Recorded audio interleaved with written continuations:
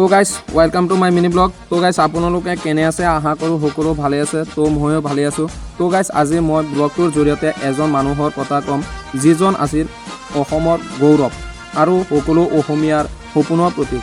সেইজন হ'ল ডক্টৰ ভূপেনাথ হাজৰিকা।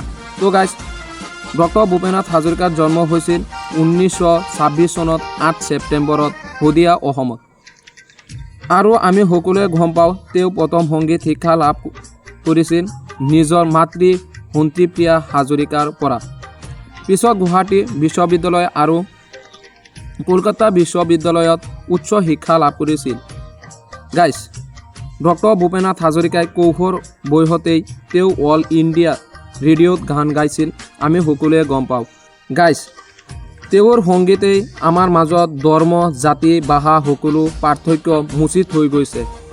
মানুহে মানুহৰ বাবে এই এটা বাক্যই তেওঁৰ জীৱনৰ আচল অৰ্থ কৰি থৈ গৈছে। গাইজ ডক্টৰ ভূপেনাথ হাজৰিকাই বহু ধৰণৰ পুৰস্কাৰ লাভ কৰিছে, যেনে পদ্মভূষণ, পদ্মবিভূষণ আৰু 2019 চনত ভাৰতৰ শীৰ্ষ সন্মান ভাৰত ৰত্ন লাভ কৰিছে। গাইজ ডক্টৰ ভূপেনাথ হাজৰিকা আজি আমাৰ মাজত নাইকিয়া হোৱাৰ পাছতো তেওঁৰ গান আৰু আদৰ্শ আজি আমাৰ প্ৰতিটো হৃদয়ত বাজি আছে।